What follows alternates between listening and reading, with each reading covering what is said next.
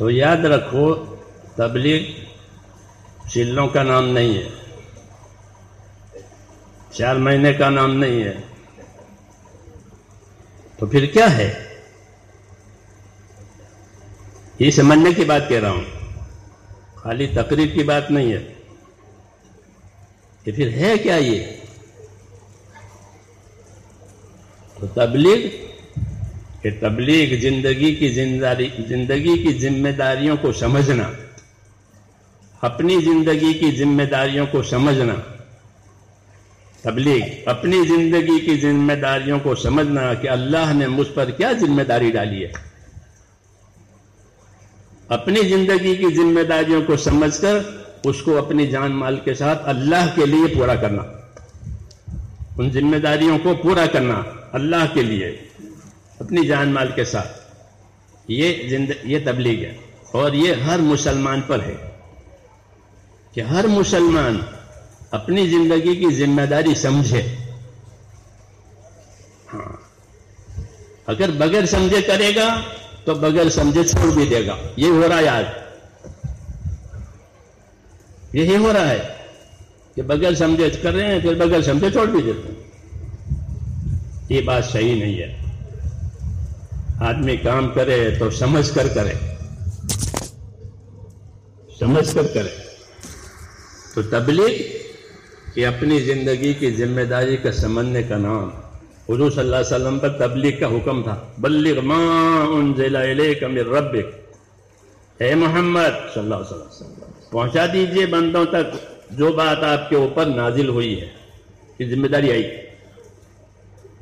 حضور صلی اللہ علیہ وسلم نے اس ذمہ داری کو پوری زندگی پورا کیا۔ اور صحابہ کرام یہ کہتے تھے کہ لیست لہ راحہ، کہ ہم نے حضور صلی اللہ علیہ وسلم کی زندگی میں کوئی آرام راحت دیکھا ہی نہیں، کوئی آرام راحت ہم نے آپ کی زندگی میں نہیں دیکھا۔ کیوں؟ زندگی کی ذمہ داری ہے، زندگی کی ذمہ داری ہے، کھیل نہیں ہے۔ تو میں نے عرض کیا کہ جیسے تبلیغ کا حکم حضور صلی اللہ علیہ وسلم پر آیا، حضور صلی اللہ علیہ وسلم کی وجہ سے آپ کی تابعداری میں ہم پر بھی آیا۔ کیوں؟ کہ ہم رسول صلی اللہ علیہ وسلم کے کام کے وارث ہیں۔ یہ ہم بھول گئے ہیں کہ ہم رسول صلی اللہ علیہ وسلم کے کام کے وارث ہیں۔ جیسے بیٹا باپ کی جائیداد کا وارث ہوتا ہے، بیٹا اپنے ماں باپ کی جائیداد کا وارث ہوتا ہے، کوئی دوسرا اس میں نہیں ہوتا، وہ وارث ہے۔ ایسے ہی ہر مسلمان اللہ کے نبی صلی اللہ علیہ وسلم کے کام کا وارث ہے۔ اور میرے بھائیوں، اللہ کی طرف سے یہ دستور ہے کہ اللہ کی مدد اتنی آئے گی جتنی ذمہ داری پوری کی جائے گی۔ قاعدہ ہے حدیث شریف میں، المعونۃ علی قدر المعونہ، کہ اللہ کی مدد اتنی آئے گی جتنی ذمہ داری پوری کی جائے گی۔ ہاں، یہ پکی بات ہے۔ അതുകൊണ്ട് ഒരു കാര്യം അള്ളാഹുവിന്റെ ഒരു രീതി എന്താന്ന് വെച്ചാല്, അള്ളാഹുവിന്റെ സഹായം മനുഷ്യന് കിട്ടുന്നത് ഉത്തരവാദിത്തങ്ങളുടെ പൂർത്തീകരണത്തിന്റെ അളവനുസരിച്ചാണ്. എത്രത്തോളം മനുഷ്യൻ ഉത്തരവാദിത്തത്തെ പൂർത്തീകരിക്കുന്നോ അതനുസരിച്ചാണ് അൽ മഊനത്തു അലാ ഖദ്രിൽ മഊന, എത്രത്തോളം മനുഷ്യർ ഉത്തരവാദിത്തം ഏറ്റെടുക്കുന്നോ അതിനെ പൂർത്തീകരിക്കുന്നോ അതനുസരിച്ചായിരിക്കും അള്ളാഹുവിന്റെ ഭാഗത്തു നിന്നുള്ള സഹായം വരുന്നത്. നേരത്തെ പറഞ്ഞ ഒരു വിഷയം പറഞ്ഞു, ദീനിന്റെ പരിശ്രമത്തെ മനസ്സിലാക്കി ചെയ്യണം. മനസ്സിലാക്കി ചെയ്തില്ലെങ്കിൽ സംഭവിക്കുന്നത് എന്താന്ന് വെച്ചാല് മനുഷ്യൻ ചെയ്യും, പക്ഷെ ഉത്തരവാദിത്തം മനസ്സിലാക്കിയില്ലെങ്കിൽ അതിനെ വിട്ടുകളയുകയും ചെയ്യും. അപ്പോൾ പരിശ്രമം ചെയ്യുന്നതും വിട്ടുകളയുകയും ചെയ്യുന്നത് അതിനെ യഥാർത്ഥമായ രീതിയിൽ മനസ്സിലാക്കാത്തതിന്റെ പേരിലാണ്, ഉത്തരവാദിത്ത ബോധം ഇല്ലാത്തതിന്റെ പേരിലാണ്. یہ اللہ تعالیٰ کی طرف سے ایک ضابطے قاعدے کی بات ہے کہ اللہ کی مدد اتنی آئے گی جتنی بندہ ذمہ داری پوری کرے گا، اس کے خلاف نہیں ہوگا۔ ذمہ داریاں اور ذمہ داری کے کام یہ ہمارے سامنے ہوں گے، یہ کرنا ہے، یہ کرنا ہے، یہ کرنا ہے۔ اور مدد غیب میں ہوگی، مدد سامنے نہیں ہوتی، مدد غیب میں ہوتی ہے۔ ہمیشہ یہ ہوا ہے کہ ذمہ داری کے جو کام ہیں وہ سامنے ہوں گے، یہ کرنا ہے، یہ کرنا ہے، یہ کرنا ہے. اور مدد، کہ مدد غیب میں ہے، مدد آنکھوں کے سامنے نہیں ہے. اس لیے اللہ کے وعدے پر یقین کر کے جو مدد غیب میں ہے، اس وعدے پر یقین کر کے جو عمل ہمارے سامنے آیا ہے اسے پورا کرنا ہے. یہ بندہ بننے کی ترتیب ہے کہ ہم اللہ کے بندے ہیں. تو بندہ بننے کی کیا ترتیب ہے؟ کہ جو اللہ تعالیٰ حکم دیں گے وہ ہم پورا کریں گے، اور جو اللہ کا وعدہ ہے وہ اللہ ہمارے لیے پورا کرے گا. پہلے ہم اپنا عمل اللہ کو دکھائیں گے، پھر اللہ ہم کو اپنی مدد دکھائے گا. ایاک نعبد و ایاک نستعین میں یہی بات کہ اللہ ہم تیری ہی عبادت کریں گے اور تجھ ہی سے مدد لیں گے. تو پہلے عبادت کی جائے گی، پہلے اللہ کا حکم پورا کیا جائے گا. جب اللہ کا حکم پورا ہو گیا جیسا اللہ چاہتے ہیں تو وہ مدد جو غیب میں ہے وہ ظاہر ہو جائے گی. اس لیے میرے دوستو، اللہ تعالیٰ نے نبیوں کو دنیا میں اسی وجہ سے بھیجا ہے. ہر زمانے میں اللہ تعالیٰ نے زندگی کی ذمہ داریوں کو سمجھانے کے لیے نبیوں کو بھیجا ہے اور بتایا ہے کہ زندگی کا اللہ تعالیٰ کے ہاں کیا نظام ہے. جناب رسول اللہ صلی اللہ علیہ وسلم یہ فرماتے ہیں کہ ان الدنیا خلقت لکم وَإِنَّكُمْ خُلِقْتُمْ لِلْآخِرَةِ. یہ نظام ہے. ان الدنیا خلقت لکم وَإِنَّكُمْ خُلِقْتُمْ لِلْآخِرَةِ. یہ دنیا ساری کے ساری اللہ نے تمہارے لیے پیدا کر دی ہے. یہ بشارت ہے. یہ کیا ہے؟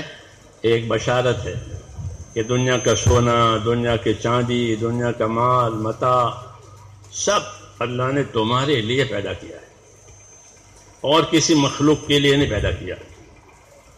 ہاں، کسی جنات کے لیے، کسی فرشتے کے لیے نہیں پیدا کیا. تو کس کے لیے پیدا کیا؟ یہ آدم کی اولاد کے لیے. یہ اکرام ہے ان کا. آدم کی اولاد کا اکرام ہوتا ہے. وَلَقَدْ كَرَّمْنَا بَنِي آدم. ہم نے آدم کی اولاد کا اکرام کیا ہے. ہاں، ایسا اکرام کسی مخلوق کا نہیں ہے کہ ہم نے اولاد آدم کا اکرام کیا ہے مختلف طریقوں سے. ان میں سے ایک یہ بھی ہے کہ ساری دنیا کی چیزیں اللہ نے تمہارے لیے پیدا کی. تو ایک تو یہ بات فرمائی کہ ہم نے ساری دنیا کی چیزوں کو تمہارے لیے پیدا کر دیا. دوسری بات یہ فرمائی کہ ساری دنیا کی چیزوں کو ہم نے تمہارے کام میں لگایا ہے. خالی پیدا نہیں کیا ہے بلکہ تمہارے کام میں لگایا، تمہاری خدمت میں لگایا. وَسَخَّرَ لَكُم مَّا فِي الْأَرْضِ جَمِيعًا. ایک آیت میں یہ ہے کہ وَسَخَّرَ لَكُم مَّا فِي الْأَرْضِ جَمِيعًا. ایک آیت میں ہے وَسَخَّرَ لَكُم مَّا فِي السَّمَاوَاتِ وَالْأَرْضِ. زمین آسمان کی تمام چیزوں کو اللہ نے تمہارے کام میں لگایا ہے. اسے مسخر کیا ہے، یعنی پابند کر دیا ہے. کس کے لیے؟ کہ تمہارے کام کے لیے. سورج پابند ہے، چاند پابند ہے، زمین پابند ہے، پانی ہوا سب آپ کی خدمت کے لیے پابند ہے. کوئی انکار نہیں کرے گا. کسی جانور پر سواری کرو، جانور انکار نہیں کرے گا. جانور خدمت کے لیے تیار ہے. لوگ جانوروں سے خدمت لیتے ہیں، لوہے لکڑے سے خدمت لیتے ہیں. تمام چیزیں ان کو انسانوں کی خدمت میں لگایا ہے. یہ ان کا اکرام کیا ہے. اس کو کہا کہ ہم نے تمہارے لیے، حضور صلی اللہ علیہ وسلم ان الدنیا خلقت لکم، یہ دنیا کی تمام چیزیں تمہارے لیے پیدا کر دی ہے اور تمہارے کام میں لگائی ہے. یہ ایک بشارت ہے. اس بشارت کے بعد ایک ذمہ داری کی بات کہی ہے جو نبی کا کام ہے. نبی کا کام یہی ہوتا ہے کہ اللہ کے بندوں کو ان کی زندگی کی ذمہ داری بتائے، اللہ کا احسان بھی سمجھائیں اور اللہ کا احسان سمجھا کر اللہ کی طرف سے جو ذمہ داری آئی ہے وہ ان کو بتاوے. تاکہ وہ زندگی کا مقصد پورا کر کے اللہ کو راضی کرے اور دنیا اور آخرت میں کامیاب ہو جائے۔ تو حضور صلی اللہ علیہ وسلم نے حدیث کے ایک ٹکڑے میں تو بشارت دی ہے کہ دنیا تمہارے لیے پیدا کر دی ہے۔ آگے ذمہ داری بتائی ہے، یہ نبی کا کام ہے کہ ذمہ داری بتاوے۔ وہ ذمہ داری ہے کہ وَإِنَّكُمْ خُلِقْتُمْ لِلْآخِرَةِ، کہ دنیا تمہارے لیے بنی ہے لیکن تم آخرت کے لیے پیدا کیے گئے ہو۔ تمہیں اللہ تعالیٰ دنیا سے آخرت میں لے جائیں گے۔ یہ بات سمجھنے کی ہے کہ دنیا کا ہر نظام عارضی ہے، تھوڑی دیر کا ہے۔ حکومت ہو وہ تھوڑی دیر کی، تجارت ہے وہ تھوڑی دیر کی، عمریں ہیں وہ تھوڑی دیر کی، سب چیز عارضی ہے۔ یہاں کے سمندر، یہاں کے پہاڑ، یہاں کے ہوا، ایک ایک چیز کوئی دائمی ہمیشہ رہنے والی نہیں ہے، عارضی ہے تھوڑی دیر کے لیے۔ تو یہ عارضی دنیا میں جو تمہیں رکھا ہے وہ کیوں رکھا ہے؟ کہ عارضی دنیا میں تمہیں اس لیے رکھا ہے کہ تمہیں آخرت میں لے جانا ہے اور تمہیں یہاں سے آخرت میں جانا ہے۔ دنیا تمہارے لیے پیدا ہوئی ہے اور تم آخرت کے لیے پیدا ہوئے ہو۔ اب آخرت کے لیے پیدا ہوئے ہیں تو پھر آخرت کا سامان چاہیے، آخرت کا سامان چاہیے۔ جیسے حج میں جاتے ہیں تو حج میں اپنے سامان لے جاتے ہیں، آخرت کا سامان چاہیے۔ ہاں، تو پہلے تو رسول صلی اللہ علیہ وسلم نے یہ بنیاد بتائی کہ ہر آدمی یہ سمجھے کہ میں دنیا کے لیے نہیں ہوں، دنیا بھی عارضی ہے، میں بھی عارضی ہوں، میرا اصل وطن آخرت ہے۔ امام غزالی رحمت اللہ علیہ نے لکھا ہے کہ ہر آدمی آخرت کا مسافر ہے، ہر آدمی آخرت کا مسافر ہے۔ وہ پیدا ہی اس لیے ہوا ہے کہ آخرت میں جائے۔ جیسے حج کا مسافر حج میں جائے گا، حج کا مسافر حج میں جائے گا، حج کا مسافر ہے، حج کی جگہ جائے گا۔ ایسے ہی ہر انسان فرماتے ہیں کہ وہ آخرت کا مسافر ہے، اس کا سفر شروع ہو چکا ہے پیدا ہوتے ہی، ایک دن پورا ہو جائے گا۔ ہاں، آخرت کا مسافر ہے۔ تو یہی بات حضور صلی اللہ علیہ وسلم کی ہے جو انہوں نے فرمائی ہے کہ تم آخرت کے لیے پیدا ہوئے ہو۔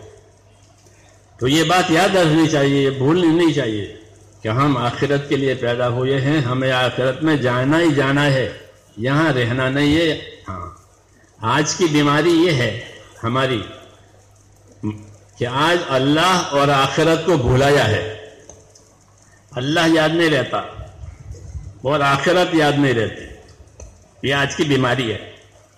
اسی کی وجہ سے مصیبتیں اور پریشانیاں ہیں۔ جی ہاں، اس لیے دعوت ہے اس بات کی، محنت ہے اس بات کی کہ ہر آدمی یہ کہے کہ میں آخرت میں جانے والا ہوں، آخرت میں جا ہی رہا ہوں روز بروز۔ تو پھر آخرت میں جانے کا سامان مجھے دنیا میں سے لینا چاہیے۔ ہاں، دنیا کو اللہ نے اسی لیے پیدا کیا ہے کہ یہاں سے آخرت کا سامان لے کے جاؤ۔ نبی کریم صلی اللہ علیہ وسلم فرماتے ہیں سمجھدار کون ہے، عقل مند کون ہے؟ ہاں، عقل مند کون؟ دنیا میں تو جو دنیا زیادہ سنبھالے وہ عقل مند، جو دنیا زیادہ جمع کرے وہ عقل مند۔ کہ نہیں، یہ بات نہیں ہے۔ آپ نے فرمایا الکیس من دان نفسہ وعمل لما بعد الموت والعاجز من اتبع نفسہ ہواها وتمنى علی اللہ الامانی۔ یہ فرمایا ہے کہ باہوش سمجھدار آدمی وہ ہے جو اپنی ذات پر قابو کرے، اپنے آپ کو حکم کا تابع کرے اور موت کے بعد کام آنے والا عمل آج کرے۔ یہ سمجھدار، اس کو سمجھدار فرمایا کہ اپنی ذات پر قابو کرے۔ کیا مطلب قابو کرنے کا؟ کہ جو اللہ نے ذمہ داری ڈالی ہے اپنے آپ کو اس کا پابند کرے، یعنی موت کے بعد کام آنے والا کام آج کر لے۔ کیونکہ آخرت کے لیے پیدا ہوا ہے. اس لیے کہا کہ الکیس من دان نفسہ وعمل لما بعد الموت. سمجھدار وہ ہے جو اپنی ذات پر قابو کرے، خواہش کے پیچھے نہ جاوے، اور موت کے بعد کام آنے والا عمل آج کرے. اور نادان کون ہے؟ نادان وہ ہے کہ اپنے آپ کو اپنی منچاہی کے پیچھے لگاوے اور اللہ سے امید بھی باندھے کہ اللہ بیڑا پار کرے گا، کہ یہ بات غلط ہے. آدمی اپنی زندگی کی ذمہ داری پر رہے، آخرت کے لیے پیدا ہوا ہے، وہی اس کی سمجھداری کی بات ہے. اسی سلسلے میں رسول صلی اللہ علیہ وسلم نے ہم کو ایک چوکنا کرنے والی بات کہی ہے، تاکہ ہر آدمی چوکنا ہوئے اپنی زندگی کی ذمہ داری کے بارے میں. وہ کیا بات فرمائی؟ وہ بات یہ فرمائی کہ نعمتان مغبون فیہما کثیر من الناس، الصحت والفراغ. ہاں، یہ چوکنا کرنے والی بات ہے. فرمایا دو نعمتیں انسانوں کے پاس بڑی ہے اللہ کی طرف سے. کتنی؟ دو نعمتیں اللہ کی طرف سے بڑی ہے جو ان سب کو ملی ہے. لیکن نعمتیں تو دو ہیں مگر کھوٹ کھانے والی زیادہ ہیں. نعمت سے نفع اٹھانے والے تھوڑے اور نعمت میں کھوٹ کھانے والے زیادہ. یہ بھی ذمہ داری کی طرف متوجہ کرنے کے لیے فرمایا ہے کہ دو نعمتیں بڑی بڑی ہیں اللہ کی طرف سے، اور اللہ ہی دے گا اور کوئی نہیں دے گا.